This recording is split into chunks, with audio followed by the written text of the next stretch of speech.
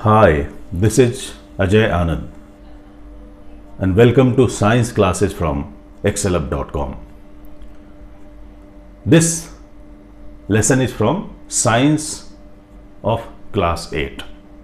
In this lesson, you will be learning about the discovery of cell, about the variety in number, shape and size of cell, about structure of cell and about the difference between plant cell and animal cell. Let us begin with the discovery of cell. It was in 1665 that the term cell was first coined by a British scientist named Robert Hooke. Robert Hooke observed thin slices of cork in his microscope, and he could observe compartment-like structures in those slices, and because of the compartment-like appearance, Robert Hooke named them cell. This figure shows the rough sketch of microscope used by Robert Hooke. So this is the microscope and this is the mirror for reflecting light, and a spirit lamp or any other lamp was used as a source of light to illuminate the stage. After that, further researches and discoveries went on in the field of cytology, and some scientists proposed cell theory. Initially, two scientists, Swan and Schleiden, proposed their cell theory, and later on a third scientist named Virchow added his own wisdom. So the three key points of cell theory are: the number one is structural and functional unit of life, that is cell, which means that cell is the smallest unit from which living beings are made, and functional unit means that a cell is capable of independent living. It can carry out all the functions which a living being can do. Number 2 point is that cell comes from pre-existing cell. It means a cell cannot be created out of thin air. There needs to be a mother cell which will undergo cell division to produce daughter cells, and that is how a cell comes into origin. The third point is that cell carries out all physiological activities which a living being can do. That means that a cell can do respiration, nutrition, excretion and reproduction, and that is why unicellular organisms are possible, because they can live independently. And because of this reason, it is said that cell is the structural and functional unit of life. So now, based on the facts which you have learned till now it is easier to define a cell. What is a cell? A cell is a structural unit of life. So here are two figures. This figure shows the arrangement of cells in onion peel, and this figure shows a hut or a house. So in this case, the house is made up of bricks. A brick is a structural unit of house. Similarly, living beings are made of cells, and a cell is the structural unit of life. Now let us see the variety in terms of number of cells, size of cell and shape of cell. So in case of the variety in number, most the complex organisms, like a huge organism like an elephant or a giraffe or a huge banyan tree, they are composed of trillions of cells.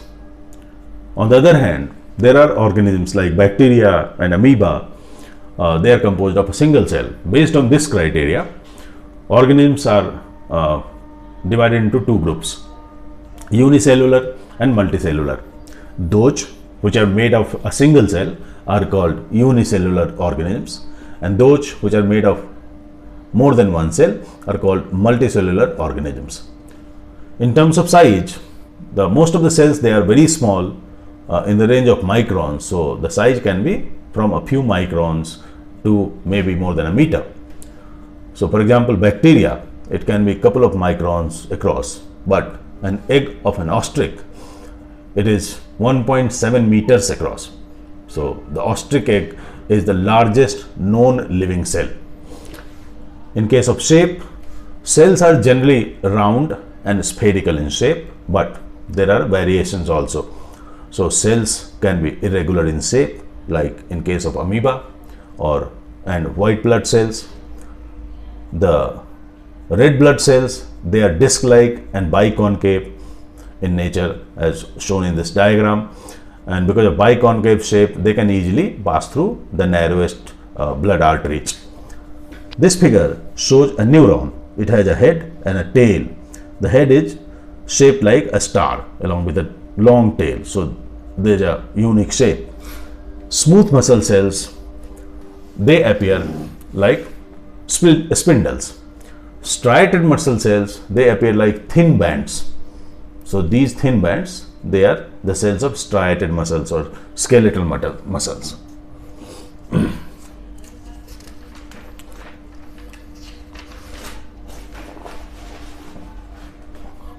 This diagram shows the basic structure of cell. This is the cell of an yeast.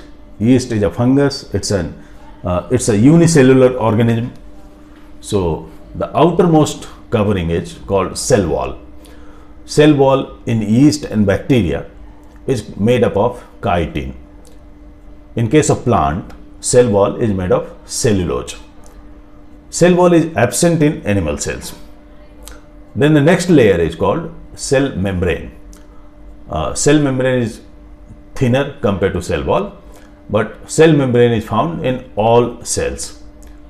Cell membrane is semi-permeable nature, which means that it allows only selected materials through it. And thus cell membrane facilitates exchange of material between the cell and its environment. Moreover, cell membrane provides a container to the contents of the cell. Inside the cell, a jelly-like fluid is filled, and that fluid is called cytoplasm. The fluid inside the nucleus is called nucleoplasm. Nucleus contains genetic materials, and nucleus controls various functions of cells. Apart from nucleus, there are many fine dots which can be seen under compound microscope. These are cell organelles like mitochondria, endoplasmic reticulum, lysosome, Golgi body, etc. Some large sac-like structures filled with fluid can be seen in some cells, and these are called vacuoles. Vacuoles are quite large and prominent in plant cells, but they are absent in animal cells. Apart from them, some cells, they may contain plastids also, like chloroplast in case of plant cell. So this is all about basic structure of cell. Now let us see what are the differences between plant cell and animal cell. This figure shows a plant cell and this figure shows an animal cell. So let us see which are the structures are present only in plant cell. So there is cell wall, plastid and vacuole. They are present in plant cells only, but they are absent in animal cell. Vacuoles can be seen in some animal cells, but they will be much smaller, unlike plant cells where vacuoles are quite large and prominent. Then plastids like chloroplast are present in plant cell only, they are absent in animal cell. Cell membrane is present in all kinds of cell.